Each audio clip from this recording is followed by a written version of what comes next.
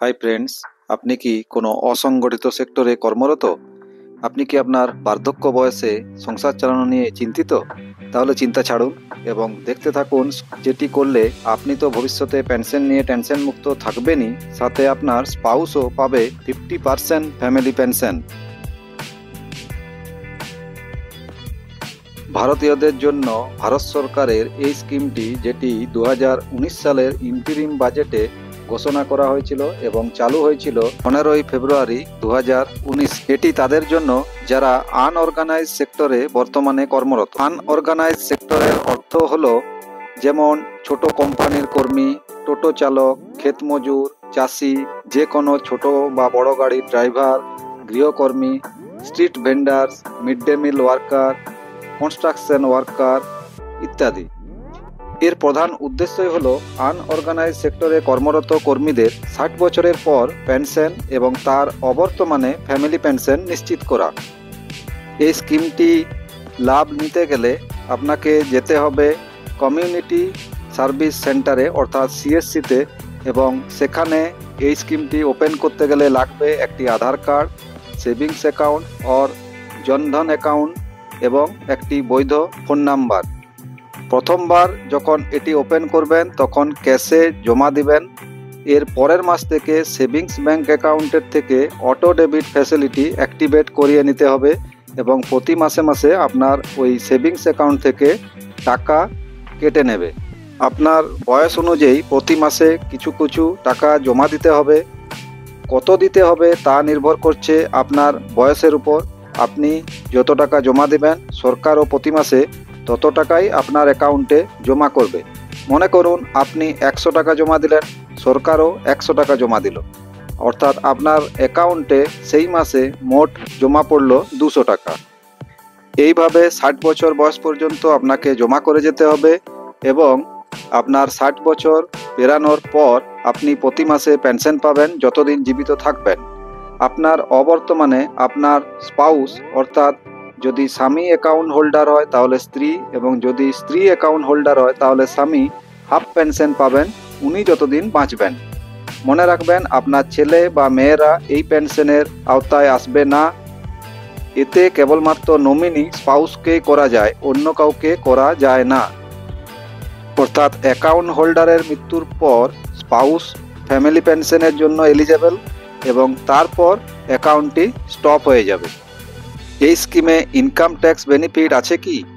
না, কারণ এই স্কিম ইনকাম ট্যাক্স পেয়ারদের জন্য নয়। এই স্কিমের সুবিধা নিতে গেলে আপনার বয়স হতে হবে অবশ্যই 18 থেকে 40 বছরের মধ্যে এবং আপনার মান্থলি ইনকাম হতে হবে 15,000 টাকার থেকে কম অথবা 15,000 টাকা। এবং আপনি যদি এনপিএস, ইএসআইসি এবং ইপিএফওর মধ্যে থাকেন তাহলে এই অ্যাকাউন্ট করতে পারবেন না। প্রি ম্যাচিওর ক্লোজার, অর্থাৎ যদি আপনি আপনার বয়স 60 বছর হওয়ার আগেই অ্যাকাউন্টটি বন্ধ করে দেন তাহলে আপনি আপনার জমানো টাকার উপর সেভিংস ব্যাংকের ইন্টারেস্ট পাবেন। তখন গভর্নমেন্টের দেওয়া টাকাটা কিন্তু আর পাবেন না। যিনি অ্যাকাউন্ট করেছিলেন তিনি যদি 60 বছর বয়সের পূর্বে অক্ষম হয়ে যান, অর্থাৎ ডিসেবিলিটি হয়ে যান বা মারা যান, তখন কি হবে না, স্পাউস যদি চান তো অ্যাকাউন্ট কন্টিনিউ করতে পারবেন, আর স্পাউস যদি না চান কন্টিনিউ করতে তাহলে টাকা তুলে নিতে পারেন।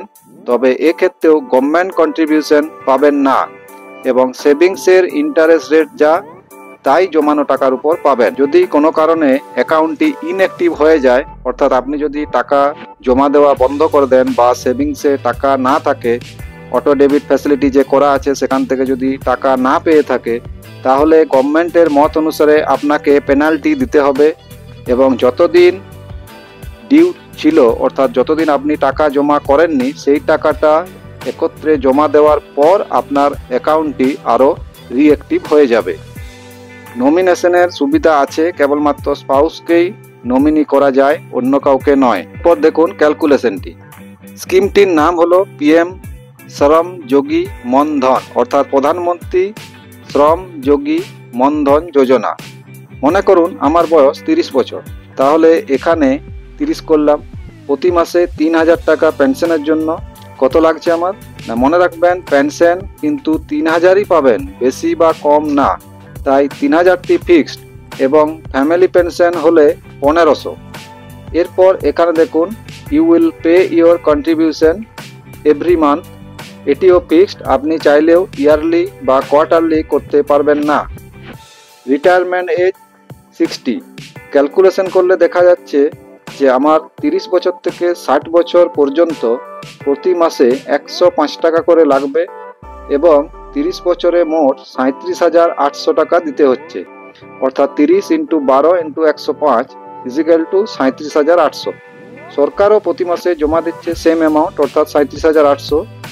এর ফলে ওই অ্যাকাউন্টটিতে মোট জমা পড়ছে 37,800 প্লাস 37,800 সমান 75,600 টাকা। তাই যদি আপনার মনে হয় যে আপনি 60 বছরের পর পেনশনের সুবিধা উপলব্ধ করবেন, তাহলে যে কোনো সিএসসি সেন্টারে গিয়ে অ্যাকাউন্টটি ওপেন করতে পারেন এবং ভারত সরকারের এই স্কিমটির সুবিধা উপভোগ করতে পারেন। ভিডিওটি কেমন লাগলো তা অবশ্যই কমেন্টে জানাবেন, পারলে লাইক, শেয়ার এবং কমেন্ট করবেন এবং আরও এইরকম টাইপের ভিডিওগুলি পেতে চ্যানেলটি সাবস্ক্রাইব করে দেবেন। ধন্যবাদ।